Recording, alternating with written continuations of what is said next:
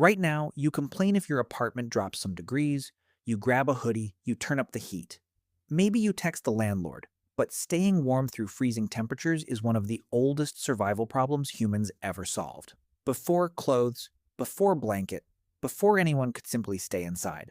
So the real question is, how did ancient humans survive winter, when winter could literally kill you? To answer that, we have to go back to a time when there were no houses, no fireplaces, no coats, no grocery stores quietly restocking calories while you sleep, just wind, ice, and a very cold planet. Around 2.6 million years ago, Earth entered the Ice Age cycle. Long periods of glaciation broken up by warmer interglacials. Huge sheets of ice covered parts of North America, Europe, and Asia. Temperatures dropped, landscapes changed, entire ecosystems shifted, and yet, somehow, early humans kept expanding into these regions, which means one thing: they figured winter out, but not all at once. Let's start with the most important breakthrough: fire.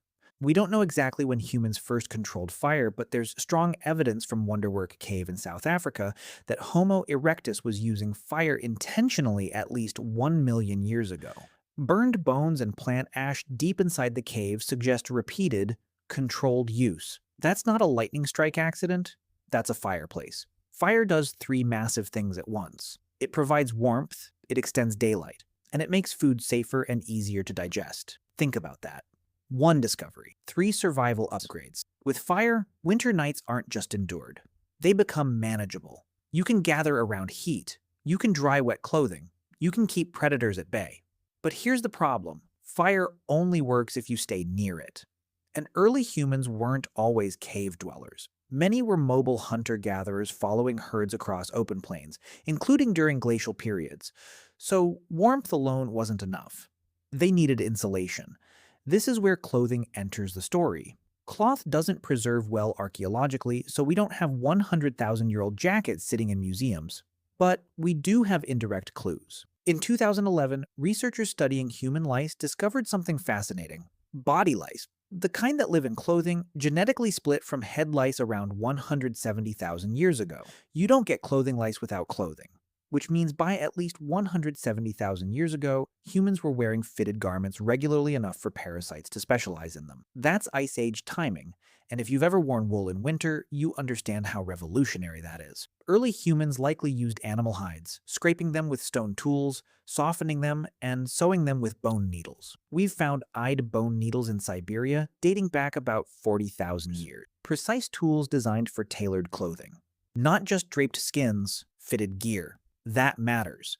Loose fur keeps you warmer. Fitted layers trap heat better. Covered extremities mean fewer frostbitten fingers. But even with fire and clothing, winter still brings a bigger threat: food. Cold temperatures increase calorie demands. Your body burns more energy just staying warm. Meanwhile, plant foods disappear. Animals migrate or become harder to track. So how did they not starve? Part of the answer is strategic hunting. During the last ice age, humans hunted megafauna. Mammoths, woolly rhinoceroses, reindeer, bison. These weren't random targets. They were walking calorie banks. A single mammoth could provide tens of thousands of calories. Meat could be dried or frozen naturally in sub-zero temperatures. Fat, especially fat, was gold.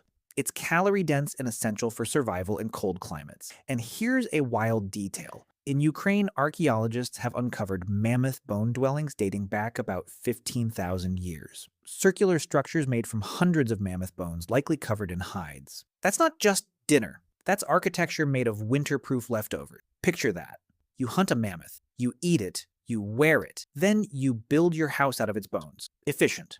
But here's what makes this so important. Surviving winter wasn't just about tools, it was about cooperation. You can't easily take down a mammoth alone. You can't maintain a fire through storms alone. You can't defend against predators alone. Winter selects for groups. Anthropologists studying modern Arctic hunter-gatherers like the Inuit have documented complex sharing systems. Successful hunters distribute food widely. Social bonds tighten during harsh seasons. Stories are told. Skills are taught. Elders pass down knowledge. Because knowledge is survival. Which berries are still edible after frost? How thick does lake ice need to be? When do herds migrate? Mess that up, and winter wins. Now let's fast forward to around 40,000 years ago when Homo sapiens enter Europe, which at the time was often brutally cold. They're not alone. Neanderthals have been there for hundreds of thousands of years already, surviving repeated glacial cycles. And here's something fascinating. Neanderthals had shorter limbs and stockier builds compared to modern humans. That body shape reduces surface area relative to volume, conserving heat. It's a pattern we see in cold-adapted mammals. Their bodies were built for winter. Modern humans, by contrast, relied more heavily on technology and social networks, more complex tools, long-distance trade of materials like flint and shells, symbolic culture that likely strengthened group identity, different strategies, same enemy, cold. And over time, humans pushed even farther north. By 30,000 years ago, people are living above the Arctic Circle. By 6,000 years ago, populations are thriving in Scandinavia year-round. Eventually, humans settle Greenland, Siberia, Alaska. Each expansion required new adaptations. Snow goggles carved from bone to prevent snow blindness, insulated boots stuffed with dry grass, semi-subterranean houses that trap heat. Innovation stacks on innovation. But here's the twist. Winter wasn't just something to survive. In some ways, it was an advantage. Frozen ground makes travel easier over marshy terrain. Cold temperatures preserve meat, fewer insects. Predictable seasonal patterns allow planning. When you understand winter, you can use it. Agricultural societies later developed their own strategies. Grain storage was crucial. In Neolithic Europe, large storage pits kept surplus harvests safe from moisture and pests.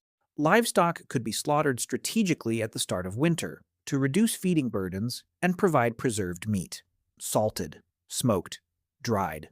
Winter became a test of preparation, and preparation became culture. Holiday feasts, often tied to midwinter. Yule in Northern Europe celebrated the winter solstice, the turning point when days begin to lengthen again. Even today, many major holidays cluster around the darkest part of the year. That's not random.